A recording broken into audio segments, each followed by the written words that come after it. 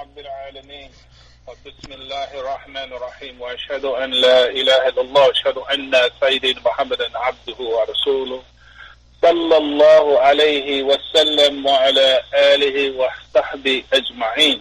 Dear brothers and sisters, Assalamu alaikum wa rahmatullahi ta'ala wa barakatuh. Thank you for joining us this morning for Study al-Islam Life Topics. Alhamdulillah.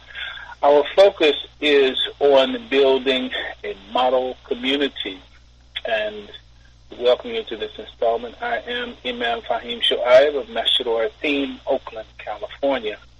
In this month's series, we're speaking from and about the Prophet's farewell sermon, which was delivered on the 9th day of the month of Zul-Hijjah in 632, in what they call the Common Era, and the 10th AH after Hijrah, in the Urana Valley of Mount Arafah in Mecca.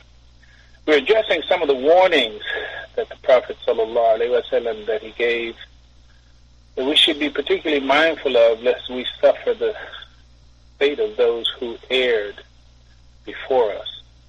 For the sake of time, I've chosen only to cite those portions of the farewell address that I will be commenting on. And inshallah, you have many resources where you can find and read the entire sermon yourself, and I definitely recommend that you should. So Prophet Muhammad sallallahu alaihi wasallam, after praising and thanking Allah subhanahu wa ta'ala, he said many things, and among them were these.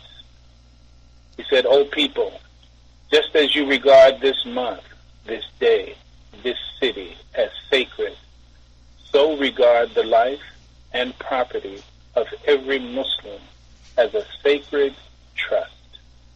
Return the goods entrusted to you to their rightful owners."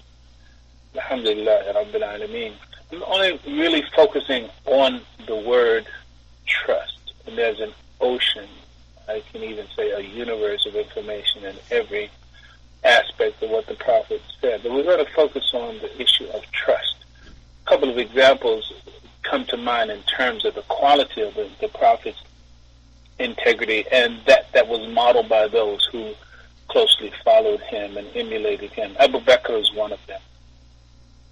And the Prophet himself, we know that even as they were trying to assassinate him, he was still in trust of certain properties that people who were party to the attempt of his assassination before he made Hijrah.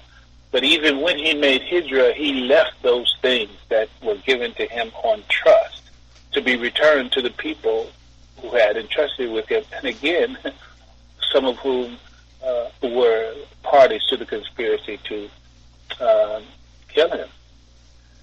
That is a commitment to keeping the trust. Abu Bakr radiallahu anhu, when he found out that his cousin Mista was involved in the great slander of Aisha radiallahu anha, he had swore that after he had been supporting Mista, who was his cousin, and supporting his family, and they were still carrying on this horrible slander campaign against his noble daughter, and he had sworn, "I'm not going to give them anything." And then Allah subhanahu wa ta'ala said, "No. Those of you that are blessed with amplitude of means, don't swear that you're not going to do this or do that. Continue what you are doing." And he continued what he was doing, of course, in obedience to Allah subhanahu wa ta'ala. But we should understand that what Allah and the Messenger have set before us is, this is the order of magnitude that you have to elevate yourself to in order to realize the level of integrity, which is another term for trust, that Allah expects of us. So the Prophet, in mentioning this, and this was mentioned in the early part of the farewell address, he was reminding us that trust is a profound matter. Profound is really a light word. Sacred is the term that he used in the address. I'm remembering, as a former member of the Nation of Islam, one of our early first lessons primary lessons, and one that is very easy to hold on to, and it's very strong in its declaration. Word is bond, and bond is life, and I will give my life before my word shall fail. So I'm calling our attention to the need to be trustworthy. The need to be trustworthy. Your name and your word should always carry with it a credibility that says you can be trusted. A hadith of Muhammad sallallahu alayhi wa sallam that is critical to this issue is reported by Hudayfa radiallahu anhu, may Allah be pleased with him. He said, Allah's messenger narrated to us two hadith. I have seen one crystallized into reality, and I'm waiting for the other. He, the Prophet, told us trust and honesty was put into the inmost root nature and hearts of the people. That is, by nature we were imbued with this amanna. Then the Quran was revealed, and they learned it from the Quran, and they learned it from the Sunnah. Then the Prophet ﷺ, he told us about the removal of that honesty, trust, and integrity. He said that a man would have a wink of sleep, and that trust, honesty, and integrity would be taken away from his heart, leaving only the impression of a faint mark. He would again sleep, and trustworthiness would be taken away from his heart, leaving an impression of a blister, as if you had rolled an ember like a barbecue coal, right, on your foot, and it got blistered. And he would see a swelling having nothing inside of it. It'd be swollen, but nothing inside, empty. And he, the Prophet ﷺ, he took a pebble and rolled it over his foot and said, the people would enter into transactions among one another, and hardly a person would be left who would return what was entrusted to them. And there would be so much of a lack of honesty among the people until it would be said that, oh, in such and such tribe there is a trustworthy man, meaning trustworthiness would become so rare that the person who could be trusted would be the exception and not the rule. And they would also say about a person, oh, how prudent he is, and how broad-minded he is, and how intelligent he is. However, in his heart, there would not be the faith, even the weight of a mustard seed. Huzaifa went on and said, there was a time in which I did not care with whom among you I entered into a transaction. For if he was a Muslim, his faith would compel him to observe his obligations to me. And if he was a Christian or a Jew, the ruler would compel him to discharge his obligations to me. But today, I only enter into transactions with so-and-so. That is to say, he had come to that time. He had come to that time that people were so low in trust. And this is after the time of the Prophet ﷺ. So the farewell addresses were warning against what Huzaifa said, I have come to see. And the Prophet told us that it was going to be like that. So I say to us, make it such that you are a trustworthy person, such that you are known to be a trustworthy, such that when you say what you say, the credibility is there because your character, your history, and the way you transact business with people demonstrates that you are a person of trust. Another portion of the Prophet's address, he said, O people, it is true that you have certain rights with regard to your women, but they also have rights over you. Remember that you have taken them as your wives only under Allah's trust and with His permission. If they abide by your right, then to them belongs the right to be fed and clothed in kindness. Do treat your women well and be kind to them, for they are your partners and committed helpers. So trust comes here again. This is trust in relationship to the women. And we have, for nearly 3 months, in Mr. Worthing and on our Blog Talk broadcast, been addressing manhood, masculinity, and the women. And the Quran is crystal clear on what it is for the women. But remember, Prophet Muhammad sallallahu alaihi wasallam, the farewell address was his last statement of a major significance for eternity, in effect. So I'll remind us in this and connected with what the Prophet says. The verse 34 of Surah An-Nisa, the chapter entitled The Women, the first half of it, أعوذ بالله من الشيطان الرجيم الرجال قوامون على النساء بما فضل الله بعضهم على بعض وبما أنفقوا من أموالهم فالصالحات قانتات حافظات للغيب بما حفظ الله. Men are those who fulfill their responsibility to establish the women by recognizing the favors that Allah has bestowed upon them and by which He obligates them to the other, and by what they spend for them from their wealth. So the righteous women are devoutly obedient, guarding in the husband's absence what Allah would have them guard. Another critical verse in this is 35 of 33, Surah Al-Ahzab, the 35th ayah. أعوذ بالله إن المسلمين والمسلمات والمؤمنين والمؤمنات والقانتين والقانتات والصادقين والصادقات والصابرين والصابرات وخاشعين وخاشيات ومتصدقين ومتصدقات والصائمين والصائمات والحافظين الفروجهم والحافظات والله كثير وذكر الله كثيرا وذكرات أعد الله لهم مغفرة وأجر عظيم. صدق الله العظيم.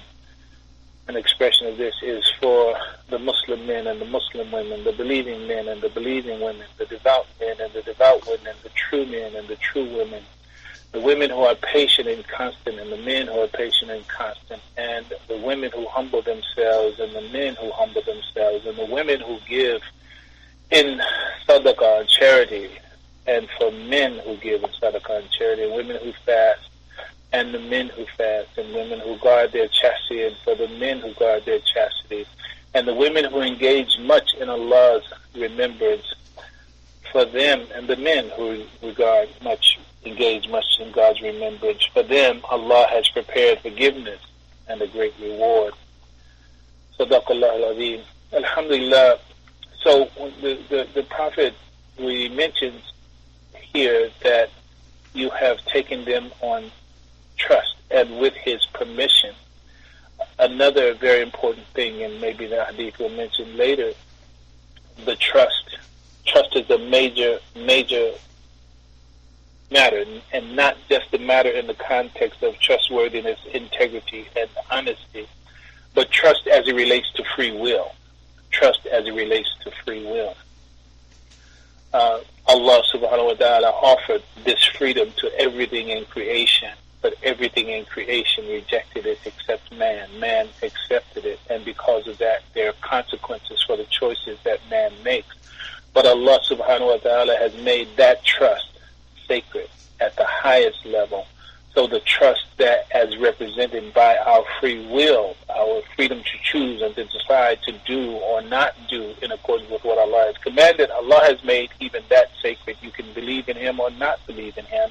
You can obey Him or not obey Him. Allah subhanahu wa ta'ala will not force us to do that. It is the trust that He has given to us, but He has given it not just to men.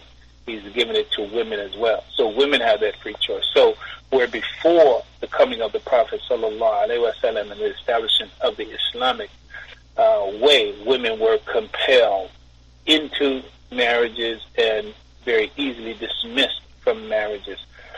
The beauty of Allah's design and the Prophet's execution of what Allah has ordered is such that the women in the time of Prophet Muhammad sallallahu alaihi wasallam, they went from being property to becoming fully embodied political personalities in less than a lifetime.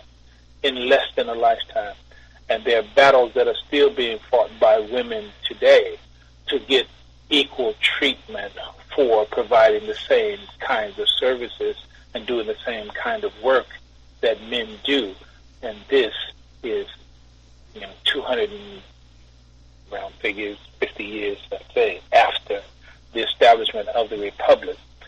So this is no small matter, where the Prophet was reminding them how important that is, and it had already been accomplished in very large degree. The Prophet himself, there's an entire chapter in the Quran, Surat al-Mujaddala, where a woman pleaded to the Prophet, and the Prophet didn't agree or concur with what the woman was bringing, and Allah subhanahu wa ta'ala revealed that he agreed with the woman. And so the woman was in a position to even, how can you say, differ with the Prophet sallallahu alaihi wasallam without fear of being killed, abused, or what have you. And this also went on into the lifetime of Umar radiallahu anhu, who himself was also challenged publicly by women for decisions that he made that ran counter to what the Quran had revealed, and they had the power and the freedom to stand up and challenge the very head of the Islamic leadership, even at that time, and without fear of reprisal, because of not only their own courage, because of the knowledge and the true integrity of the authority, being true to what Allah subhanahu wa ta'ala had revealed and what the Prophet had practiced. All they needed to be was reminded of what Allah subhanahu wa ta'ala has said. And it is that kind of respect for the woman that we have to protect if we're going to build ummah. This is not rhetoric. This is not rally talk. This is the ingredient that is critical to building ummah. You cannot. Again, the Honorable Elijah Muhammad, we know, may Allah forgive his errors and shortcomings and grant him entry into the paradise. We know that much of what he gave us was al-Islam, but it was never identified per se as coming from this hadith or from this seerah or from that. But we know one of the big claims that we had, or big maxim that is in a claim that we had, is that a nation can rise no higher than its woman. And so if we denigrate and if we don't hold high esteem, sacred esteem, the critical place and role that women have in our system of life, we are not going to rise. It is not possible. It is against nature. So in any case, so the Prophet is reminding us of that. So even our marriages, when we marry, that is a trust. That is a trust. And when we met, it's by Allah's permission, and it's also by their permission. We don't take women against their will. They have the freedom to choose who they will or won't marry. And in the verse that is critical to the wedding sermons, it says, يَا أَيُّهَا النَّاسُ اتَّقُوا رَبَّكُمُ الَّذِي خَلَقَكُم مِّن نَّفْسٍ وَاحِدَةٍ, that's feminine, مِّن نَّفْسٍ وَاحِدَةٍ وخلق منها زوجها وبث منهما رجالا كثيرا والنساء واتقوا الله الذي تساءلون به والأرحام إن الله كان عليكم رقيب. And I only want to focus on that last part. صدق الله العظيم. عليكم رقيب. Allah is over you as a supervisor. Allah is over you as a watcher. the relationship, the marriage belongs to Allah and it's carried out under His supervision. So we see and should see our marriages and our relationships with women as trusts.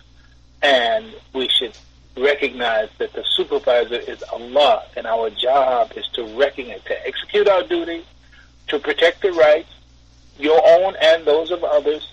And when Allah says in the 34th verse of the 4th surah, بَعَدُهُمْ عَلَى بَعْضٍ بَعَدُهُمْ عَلَى بَعْضٍ, you can read that also to say that there are God-given innate natural obligations that mutually obligate you to each other. When Allah says here, خَلَقَ سَوَّ قَدْرَ هَذَا, He gave everything its form, its place within a system, its potentiation, gave it its potential, and gave it a place in the guidance of Allah subhanahu wa ta'ala.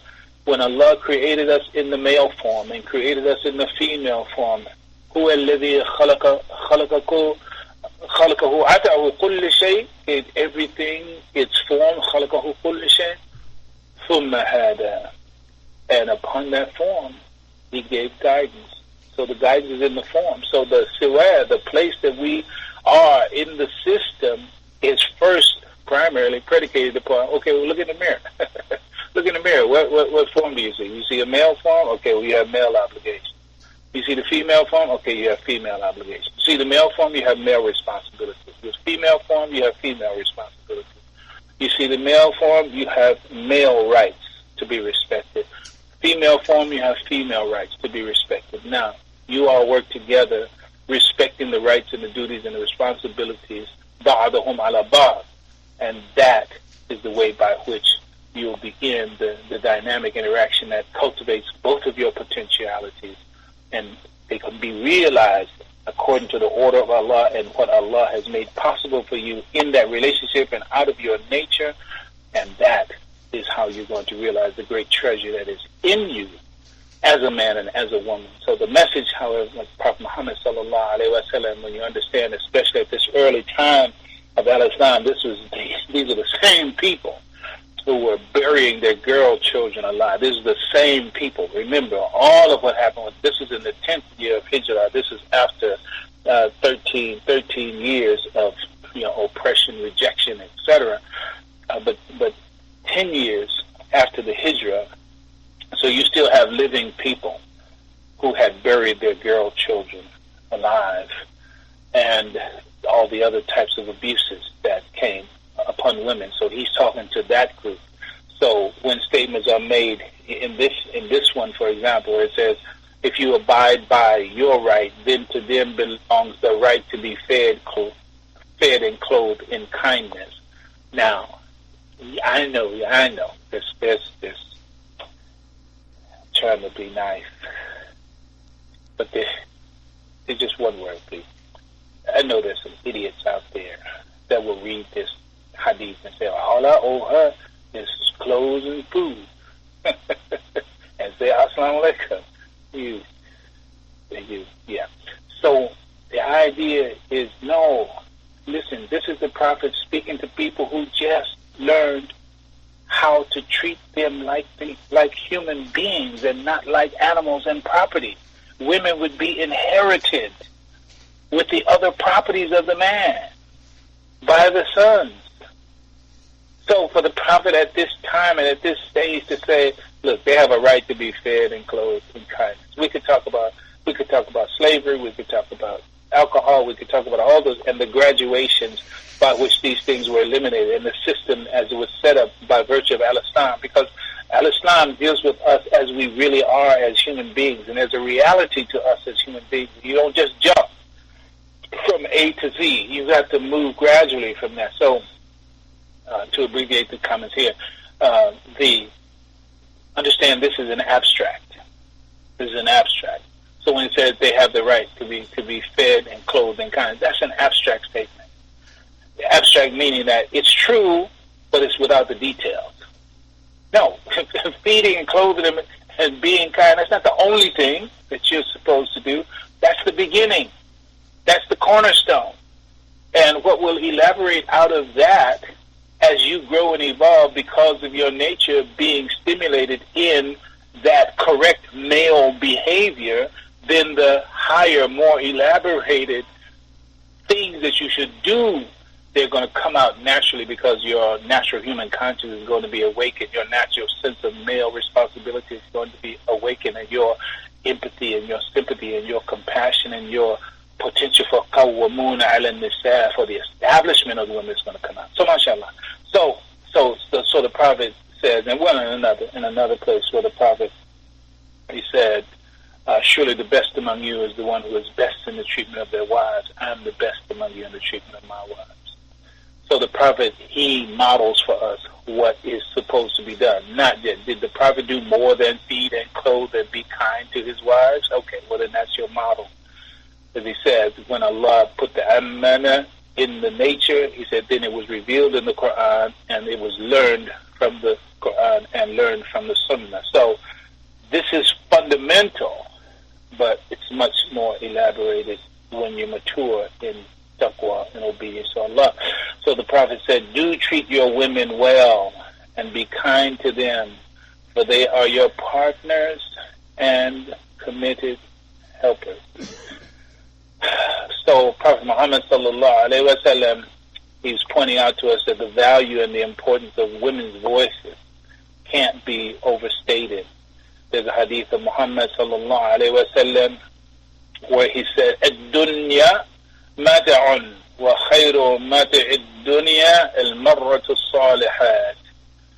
Sadaqa Rasulullah sallallahu alaihi wasallam. He said, this world is filled with provisions and entertainment. And he says, the best provision and entertainment in the world is a righteous woman. So, brothers and sisters, the value of and the importance of women's voices can't be overstated. So upcoming is a great series, a full lineup of righteous women from our community. I want you to be sure to catch all of them and invite others to catch all of them. You're going to be getting a full schedule in the Muslim Journal, inshallah. And finally, the Prophet said, peace be upon him, he said, O people, no prophet or apostle will come after me, and no faith will be born. Reason well, therefore. The Prophet is telling us, take out your microscope, take out your magnifying glass, and look at what I'm saying. O people, no prophet or apostle will come after me, and no new faith will be born. Reason well, therefore, O people, and understand my words, which I have conveyed to you. I leave behind me two things, the Quran and my Sunnah. If you follow these, you will never go astray. Alhamdulillahi Rabbil Alameen. Sadaqa Rasulullah sallallahu alayhi wa sallam. A hadith of Muhammad, to reiterate much of what we said so far in the very succinct way that the Prophet does. The Prophet says, sallallahu alayhi wa sallam, he says, there are three things that will be under the throne on the day of resurrection. They are the Quran, which will contend with men, having an exoteric and an esoteric meaning. Meaning that the Quran is not just the letter, it's the spirit. It's not just what's said explicitly, it's what's implied implicitly. It is not just the muhkamat, it is the mutashabih. And Allah knows best. In another report, the Prophet said, وَالْقُرْآنُ حُجَّةً لَكَ أَوْ عَلَيْكَ. And the Quran is either a witness for you or against you. So that means become familiar with the Quran so it can testify you on Yawm al-Qiyamah. Don't be a stranger to the Quran so the Quran won't be a stranger to you when it matters most. So the Quran will be at the throne on the day of resurrection. And the trust, and we've spoken much about the trust, that very thing is going to be there. Did he honor his responsibility? Did he honor? Was he trustworthy? Was she trustworthy? Were they persons of integrity? The trust will be there, and the trust will be there, again, providing a testimony as to our trustworthiness or the lack thereof. So the Quran, one, the trust, two, and the rahm, the ties of relationships, the wombs. And the wombs is speaking about our relationship with the feminine, our relationship with ties of relationship. The ties of relationship will say, "Oh Allah, join those who joined me and sever those who severed me." The ta' al-marbuta in Arabic grammar and Arabic writing is a sign of the feminine reproductive structure. The tied ta', the fallopian tubes, all of that. You can get that imagery from the ta'a marbuta. And the idea is that's the representation of the feminine and the representation of her role in tying relationships and tying our relationships with her and those that come from her. We have to respect those relationships, as we translate often, taqullaha wal arham, and have sacred regard for Allah. And then the term wa al-arham says that wa means the same thing. Have that same regard. Taqullah wal arham. Have that sacred regard for Allah and have that sacred regard for the ties of relationship, which are represented most specifically in the woman. So we thank Allah subhanahu wa ta'ala for our time together. May Allah forgive us our shortcomings and errors and give us the grace to be guided nearer to the path even in this. ربنا هب لنا من أزواجنا وذرياتنا قرة أعين واجعلنا للمتقين إماما. Oh Allah, give us mates and offspring that will be beautiful in our eyes and give us the grace to be examples for righteous people. Ameen. Allahumma ameen. Assalamu alaikum wa rahmatullahi wa barakatuh.